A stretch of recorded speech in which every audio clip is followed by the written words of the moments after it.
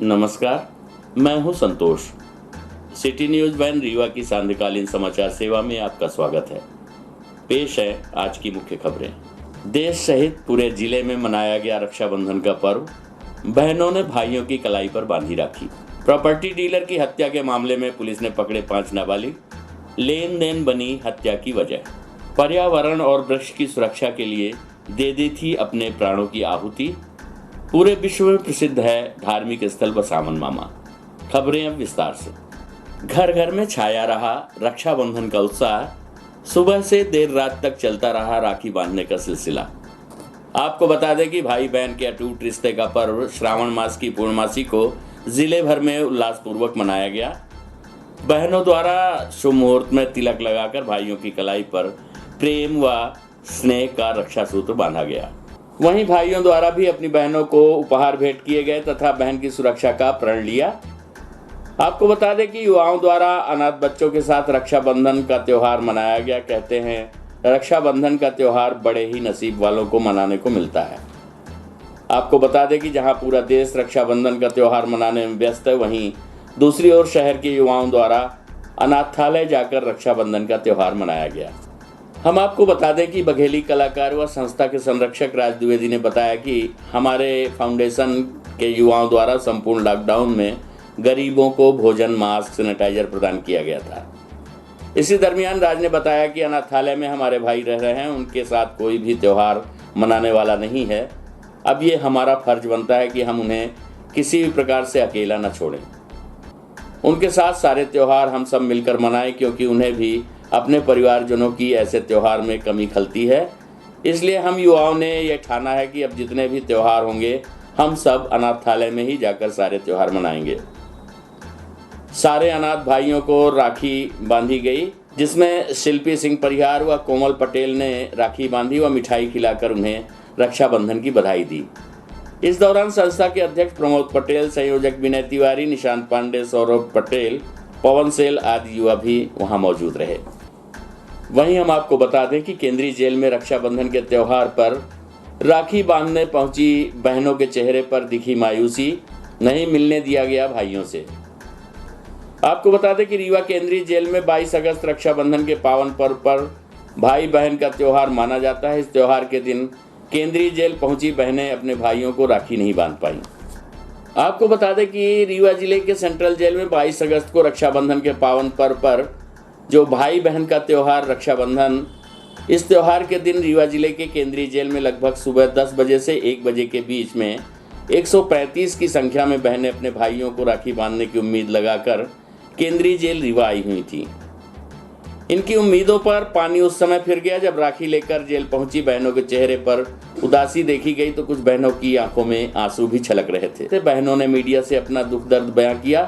बहनों ने बताया कि हर वर्ष हम लोग रक्षाबंधन पर अपने भाइयों से मिलने केंद्रीय जेल में आते थे और जेल के अंदर जाकर अपने भाइयों की कलाई पर राखी भी बांधते थे, मगर केंद्रीय जेल विभाग के अधिकारियों ने इस वर्ष कोरोना का हवाला दिया और बताया कि आपकी राखी अंदर जाएगी, किसी को मिलने नहीं दिया जाएगा, ना ही कोई अंदर जाएगा, और जो भी फ़ोन से बात करना चाहते हैं उनकी बातें फ़ोन के माध्यम से होंगी।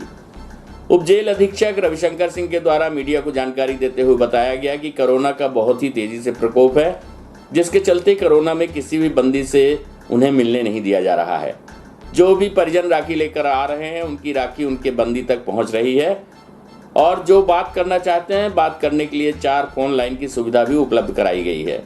जो बहुत ही गरीब है, जो फ़ोन लेने में असमर्थ हैं, वो अंतिम में 3 से 5 बजे के बीच में उन बंदियों से उनको मिलाने की व्यवस्था जेल प्रशासन के द्वारा की गई है। राखी के त्यौहार को देखते हुए रविवार के दिन भी जेल को खोला गया और जेल के अंदर बहनों की राखी उनके भाइयों तक सुबह 10 बजे से लेकर शाम 5 बजे तक पहुंचाई जा रही थी। प्रस्तुत है जेल में कैद बंदियों की बहनों एवं जेलर रविशंकर सिंह से प्राप्त जानकारी के अंश।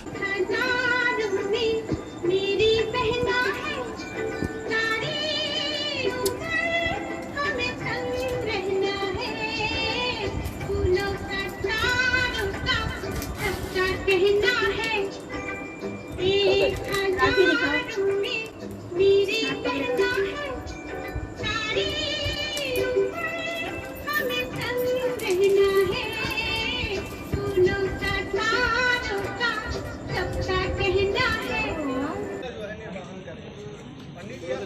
क्या नाम है आपका? ललिता बैगा आज आप यहाँ राखी बांधने आए हैं, जी। किस प्रकार की व्यवस्थाएं की गई हैं और मिलने दिया जा रहा है कि नहीं? क्या आपके भाई से मिलने दिया जा रहा है नहीं राखी बांधने के लिए? नहीं, कैसे आपकी राखी उन तक पहुंचेगी? कैसे पहुँचेंगे? वो उधर गया नहीं गया, हमको भरोसा नहीं है। यहाँ आपको क्या जानकारी दी फोन गई? पे भी बात कराने के लिए बोल रहे हैं, बात हुई आप लोगों की? नहीं, जानकारी क्या दी गई? यहाँ बोल दिए कि दे दो राखी, बस इतना बोल दिए। पहुँच जाएगी अंदर? पहुँच जाएगी, हमको भरोसा नहीं है कि गया कि नहीं गया। अपने हाथ में सब लोग बांधते हैं।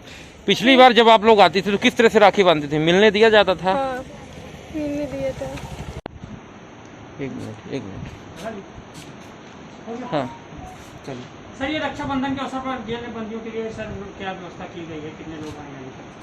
सबसे पहले रक्षाबंधन के अवसर पर हम जेल परिवार की ओर से सभी नगरवासियों को रक्षाबंधन की हार्दिक बधाई शुभकामना देते हैं।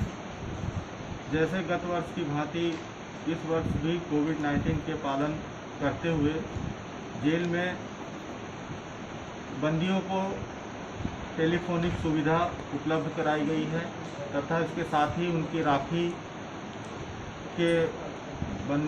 राखी को जेल में पहुंचा करके उनसे राखी बंधवाने की कार्य संपादित किए जा रहे हैं। सभी कुछ शांति से व्यवस्था से चल रही है। आप सभी का सहयोग बहुत सराहनीय है, इसके लिए धन्यवाद जेल परिवार की ओर से। सर, कितने लोग आए हैं? कितनी महिलाएं आएंगी? महिलाओं की संख्या तो काफ़ी है, बट अभी तक जो है 100 मुलाकात टेलीफोनिक हो चुकी है और 30 के करीब अभी पेंडिंग चल रही है, वो भी जल्दी ही समाप्त हो जाएगी। सर, महिलाओं में नाराजगी भी देखी जा रही है कि भाइयों से मिलने नहीं दिया जा रहा है। ये बात स्वाभाविक है कि आज नाराज़गी का वजह ये हो सकता है कि हमें जो कोविड-19 के पालन करने के लिए जो दिशा निर्देश मिले हैं उसके अनुसार हम लोग कर रहे हैं। हमें सबसे ये उम्मीद है कि सब इस बात के लिए सहयोग करें। जैसी सामान्य स्थिति बन जाएगी तो राखी का त्यौहार भी हर्षोल्लास से मनाया जाएगा, ऐसी मेरी उम्मीद है। शहर के ललपा तालाब के पास 14 अगस्त की रात प्रॉपर्टी डीलर रोहिणी पटेल की हुई थी हत्या। पुलिस ने पर्दाफाश किया है। पुलिस ने 5 नाबालिग लड़कों को गिरफ्तार किया है जिन्होंने हत्या की घटना को अंजाम दिया था। आपको बता दें कि जिले में अपराधों का ग्राफ लगातार बढ़ रहा है। जिले में हो रहे अपराधों में सबसे ज़्यादा नाबालिग युवकों की संलिप्तता हो रही है। चोरी, मारपीट, चैन स्नैचिंग जैसे अपराधों के साथ ही अब ये नाबालिग हत्या करने से भी पीछे नहीं हट रहे हैं। ताज़ा मामला मैया थाना अंतर्गत ललपा तालाब का है, जहां 14 अगस्त की रात जमीन खरीदने बेचने का कार्य करने वाले रोहिणी पटेल की किसी ने हत्या कर दी। रोहिणी पटेल देर रात ललपा तालाब के पास अपने घर जा रहे थे, जहां घात लगाए बैठे बदमाशों ने लाठी, डंडे व चाकू से उन्हें बुरी तरह घायल कर दिया और रफू चक्कर हो गए। घायल को स्थानीय लोगों द्वारा अस्पताल पहुंचाया गया, लेकिन उनने दम तोड़ दिया। पुलिस ने घटना की गंभीरता को लेते हुए जांच उपरांत 5 नाबालिग लड़कों को पकड़ा है जिन्होंने हत्या की थी। वहीं इस घटना में शामिल अन्य लोग भी हैं, जिनमें हत्या कराने वाला व इन लड़कों को वाहन एवं लाठी डंडों सहित अन्य औजार उपलब्ध कराने वाले शामिल हैं। पुलिस टीम आरोपियों की तलाश में जुटी हुई है। पूरी घटना की जानकारी देते हुए रीवा सीएसपी प्रतिभा शर्मा ने बताया कि हत्या की वारदात को 5 नाबालिगों ने अंजाम दिया है, जबकि हत्या करवाने वाले की तलाश पुलिस कर रही है। उन्होंने बताया जमीनी विवाद के चलते घटना को अंजाम दिया गया था। उन्होंने बच्चों के माता पिता से अपील की है कि वो अपने बच्चों पर विशेष ध्यान दें कि उनका बच्चा कहाँ जा रहा है, किसके साथ जा रहा है और क्या कर रहा है।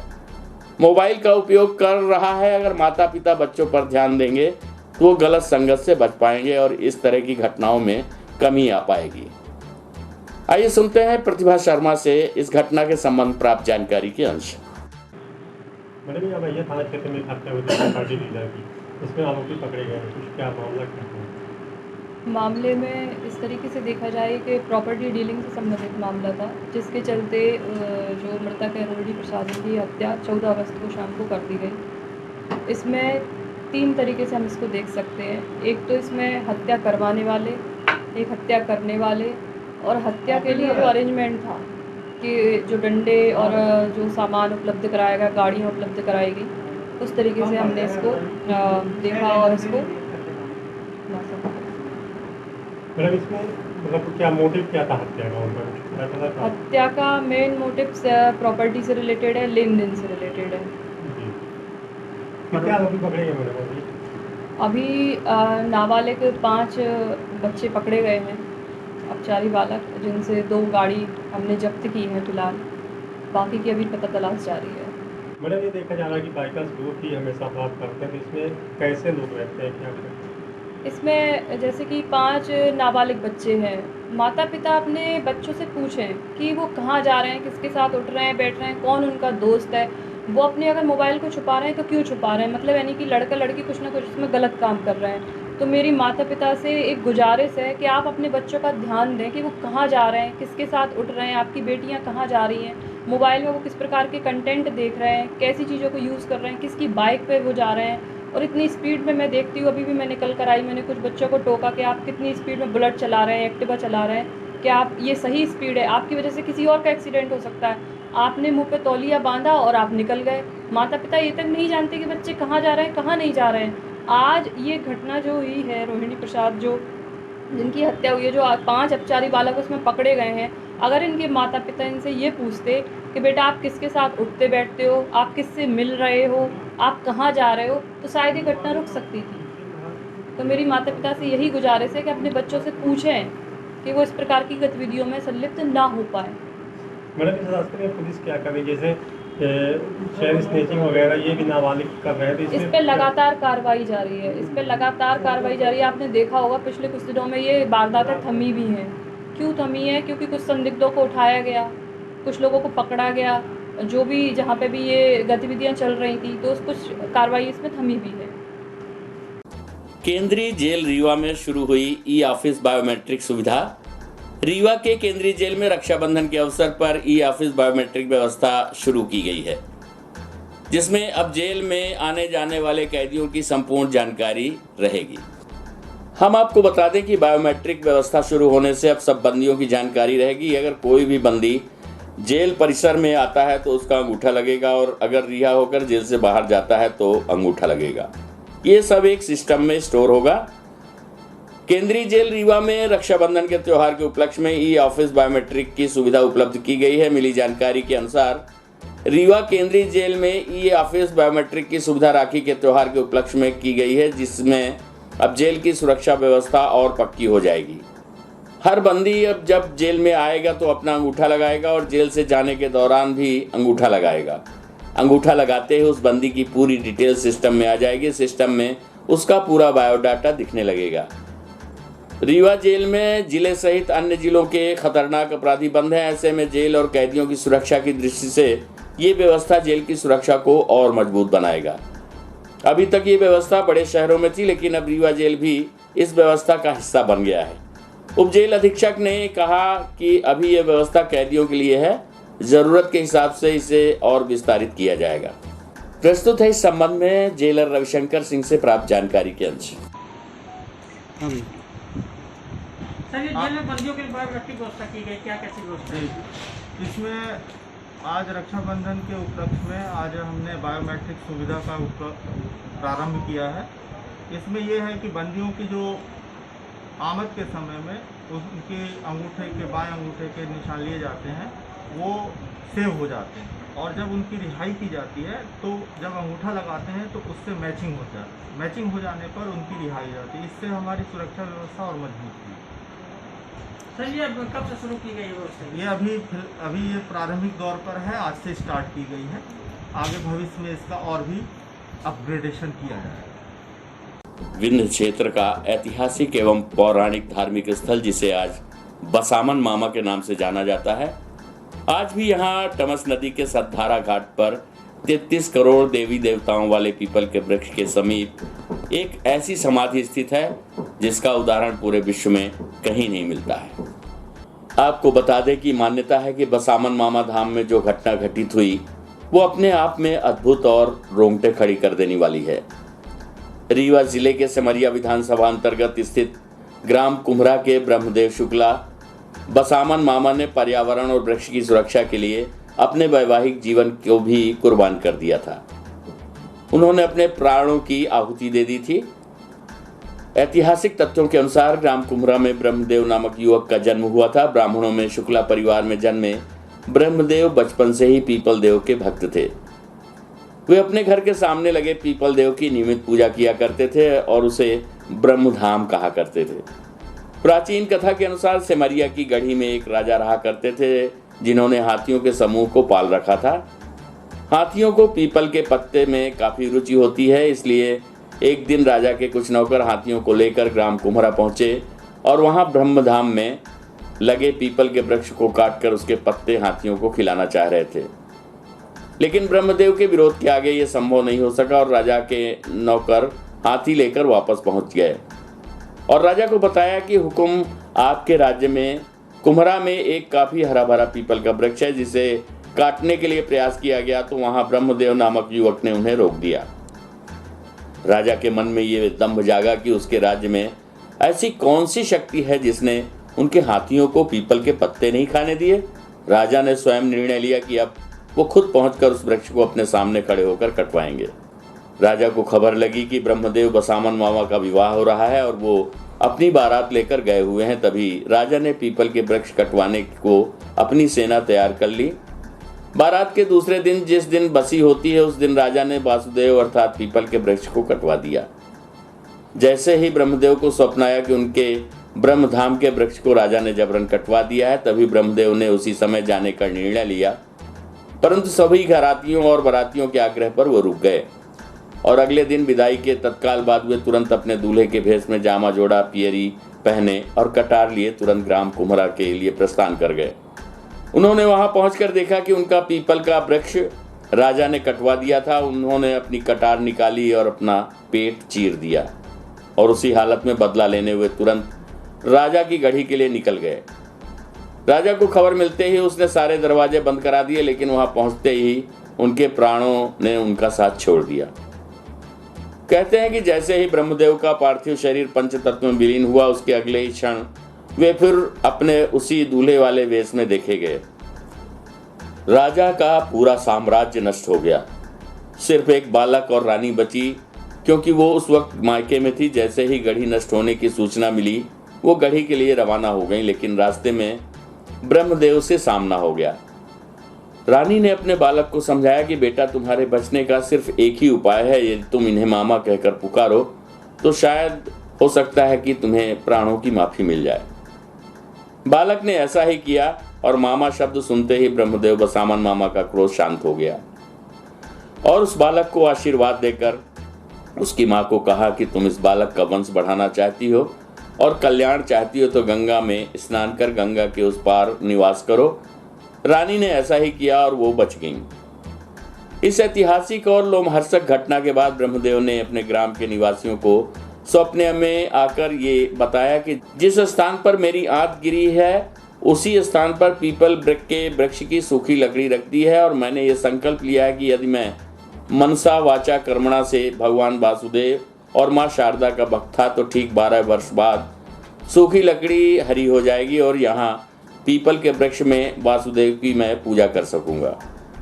ठीक 12 वर्ष बाद वहाँ वो सूखी लकड़ी हरी भरी हो गई और पीपल का वृक्ष तैयार हो गया। आज उसे पुराने ब्रह्म के नाम से जाना जाता है और ब्रह्मदेव को बसामन मामा के नाम से प्रसिद्धि मिली है। आइए सुनते हैं इस धार्मिक स्थल के संबंध में पुजारी से प्राप्त जानकारी के अंश। जो अपने दरवाजे में पीपल का वृक्ष लगाए थे, इनकी इष्ट देवता कुल वासुदेव ही पीपल का पेड़ ही था। जो यहाँ के राजा थे ये बसामन माँ के, ये लोग हाथी पाले थे, है ना। इनके दूत लोग चराते खिलाते वहाँ पहुँच गए। इन्होंने कहा कि हम इनकी पूजा करते हैं, इनको नहीं काटने देंगे। उस दिन ये वापस आ गए। इसके बाद ये खुद के शादी में चले गए, अपने खुद के शादी में। जब शादी में चले गए तो यहाँ से ये लोग जा करके वासुदेव का पेड़ कटवा डाले। पहले बारात की बसी होती थी। बसी के दिन इनको रात में स्वप्न हुए कि तुम यहाँ पड़े हो, तुम्हारा वासुदेव जो है कट चुका है। इसके बाद वहाँ से ये दूल्हा वेश में चल दिए। आते आते जब यहाँ आए घर में तो कटा था वासुदेव। जो अपने थे तो उन्होंने कहा कि आप परछन कर लो, फिर उसके बाद जाओ जहाँ जाओ। उन्होंने कहा कि आप परछन की तैयारी करो, हम अभी बसामन ये गढ़ी से आ रहे हैं। यहाँ आके जहाँ बासदेव का पीपल का पेड़ है वहीं पर वो कटार मार के वहीं ख़त्म हो गए। उसके बाद यहाँ का जो राजा साहब थे वो उनका संस्कार यहीं करवा दिए। करवाने के बाद ये ब्रह्म हो गए, और जब ब्रह्म हो गए तो इस गढ़ी खानदान का पूरा सर्वनाश कर दिया। इस खानदान में कोई नहीं रहे। एक बालक और उसकी माँ वो मायके में थी अपने, तो वहाँ से उनको जब पता चला तो वो भी यहाँ के लिए आ रहे थे। तो रास्ता में इनकी जब भेंट होती है तो बालक इनको मामा मामा कहता है। तभी से इनका नाम बसामन मामा हो गया। नारियल खिचड़ी जनेऊ पुजाई होती है ब्रह्म के रूप में। बस इनका इतना ही इतिहास है। ऐसी मान्यता है कि यहाँ जो भी मन्नत मांगी जाती है वो पूरी हो जाती है। यहाँ रोजाना सैकड़ों लोग पहुँचते हैं और विशेष दिनों में तो यहाँ भारी भीड़ रहती है। लोग कथा, पूजा, भंडारा इत्यादि करते हैं। हो गए विशेष दिन का सोमवार और गुरुवार रहता है। 12 महीना इतना मेला रहती है। जो आषाढ़ श्रावण में हमारे आपके गांव घर में देवियों की नहीं पुजाई होती है, उस हिसाब से ब्रह्म के रूप में पुजाई होती है आषाढ़ श्रावण में। बाकी इतना मेला नहीं रहता है। आज की खबरों में बस इतना ही। कल हम पुनः हाजिर होंगे कुछ नई खबरों के साथ। तब तक के लिए हमें इजाजत दीजिए। नमस्कार।